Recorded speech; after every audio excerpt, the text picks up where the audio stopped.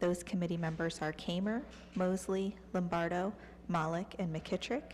We do have all committee members present whenever you're ready, Mr. Chair. Thank you, Sarah. Yes, I would like to move forward and call the public safety meeting to order. Please, all members are present. We do have meeting minutes to approve. Make a motion to approve last meeting minutes. Second. Thank you. Thank you. I have a motion and a second. All in favor? Aye. Aye. Anybody opposed? All right, thank you. We have one new piece in front of us today. Ordinance authorizing the mayor or his designee to apply for, accept, and expend an award under the OCJS Law Enforcement Violence Reduction and Staffing Grant Program and declare emergency. And I do see we have Captain McCosey with us and our Deputy Mayor of Public Safety. Captain? Good morning, or actually good afternoon. I'm going to defer to Captain McCosey. Thank you, Mr. Chair. Good afternoon, everyone. This is a piece to accept and expend the 2022 OCJS Law Enforcement Violence Reduction and Staffing Program grant.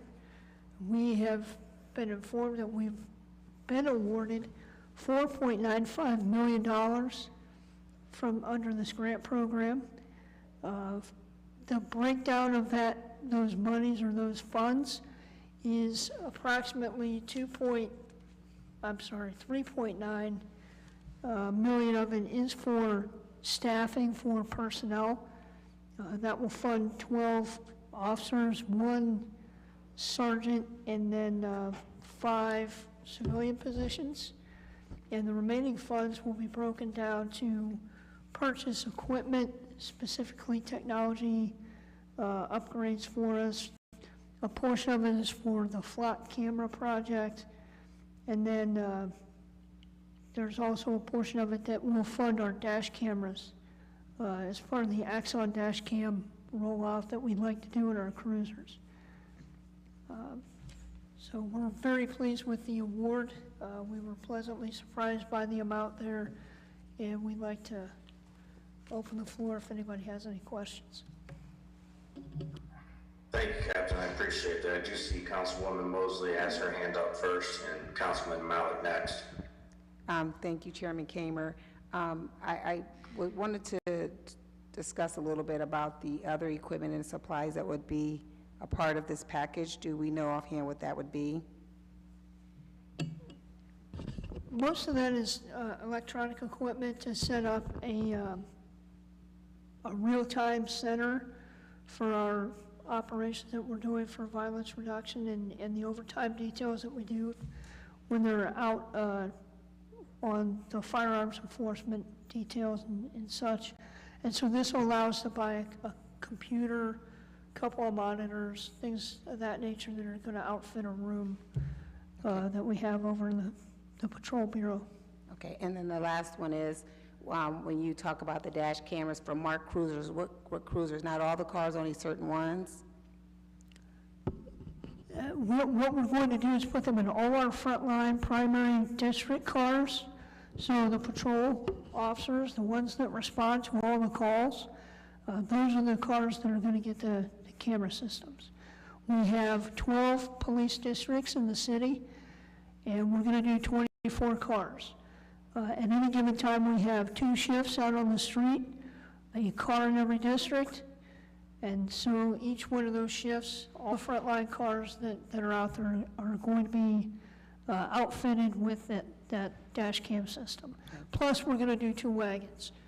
And in that case, just for clarification's sake, there will be the front-facing camera, like all of them have. In the wagons, we'll have a camera in each one of the compartments. Okay. Well, I appreciate to see that the dash camera is part of this package. It would, Councilman Kamer, if you could please add my name as a co-sponsor, I'd appreciate it. And thank you for this. I really appreciate it. Yes, ma'am. Thank you. Councilman Malik.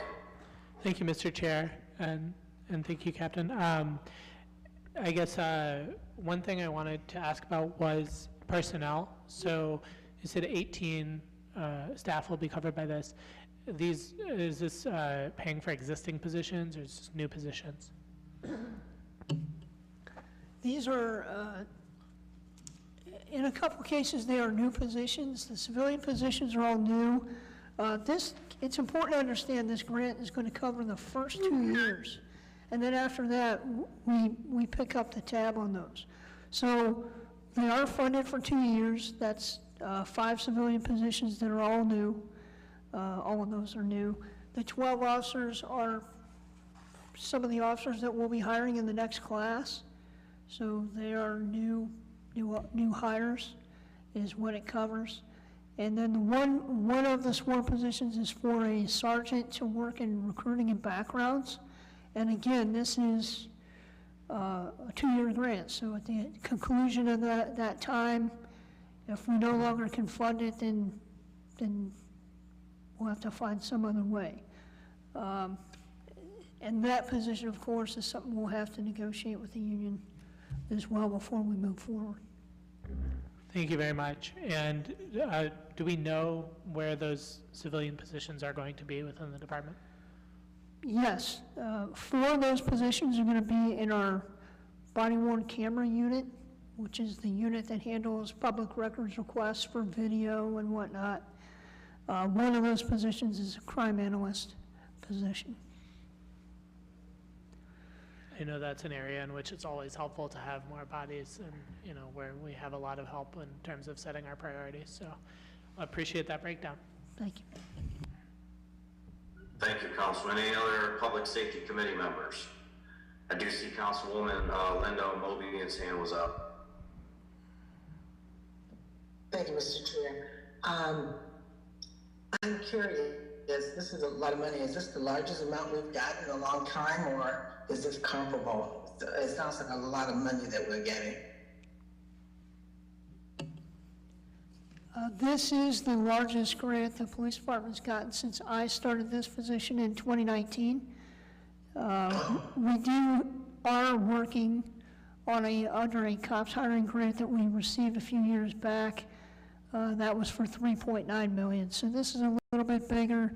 The number of personnel is about the same, but this is a bigger grant, yes. Well, very good, and thank you very much. Just follow up on Councilman Mallett's question, and I'm not sure if I heard the answer. You said 12 officers. How many of these would be new officers, or all of these current officers? They will all be new hires. New hires, okay. Thank you, I couldn't hear you. Thank you very much. Yes, ma'am.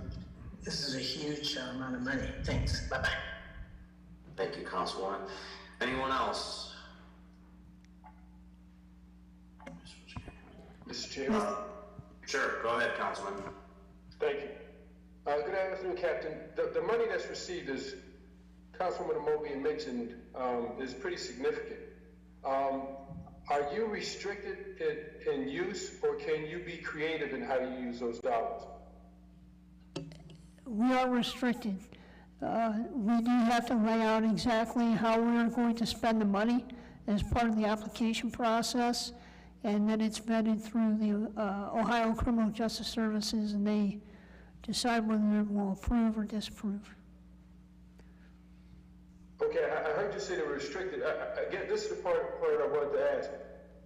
I know you have to say how you're going to use them, but do you have to use them for hiring a new police, or can you use these funds for more creative community engagement? Now, we have to use these funds the way I've laid it out for you. That's the only way we're allowed to use them. This program was specific for violence reduction and staffing, and so that's really what we have to stick to on this grant. Okay. I'd like to jump in for a second. I understand violence reduction, that part I get. And I understand even to the point of staffing, but does it have to be the traditional staffing?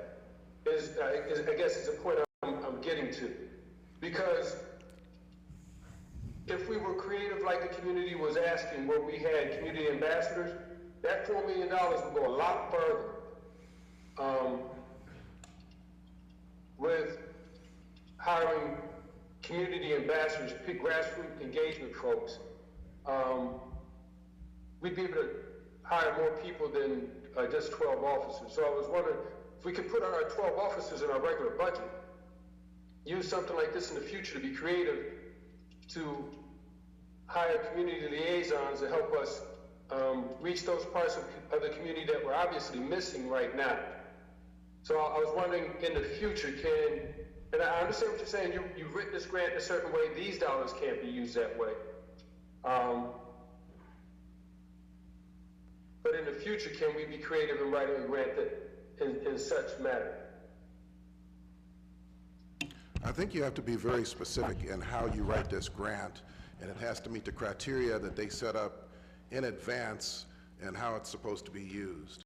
So they want to see more police officers on the grounds and people helping the police do their functions there that they do at the stations or in the streets. So it has to be something that meets the criteria that they've set up previously before you even apply. Mr. Neal, to address your question, we look at every funding source that's available. If something like that comes along, we will definitely consider applying. Okay, thank you. Like I said, I'd like to have further discussion later, because I mean, we definitely have to look at ways of being more creative. Nothing against this grant. Just want to know if in the future we could write our proposal, because I know this grant comes before us frequently. How frequently, I don't know, but I know I've seen this come before us before. If we could be creative in trying to address the needs in the community with grants such as this. But thank you for answering my question. Thank you, Councilman. Captain McCosey, I want to make sure I got my numbers correct here. How many total officers and then non-officers? Can you give me that total number again? This will provide funding for 13 sworn personnel and 5 civilians. Okay, thank you. Anything else? Councilman Malik. Motion for suspension of the rules with a favorable report. Second. I have a motion and a second. All in favor? Aye. Aye. Anybody opposed? All right. With that, we'll present that this evening. Thank you, and we're adjourned. Our next committee of the day will be the Budget and Finance Committee meeting. Those committee members are Freeman, Amobian, Malik, Baylor, and Lombardo. Again, that's the Budget and Finance Committee, and it will begin at 3 o'clock. Thank you.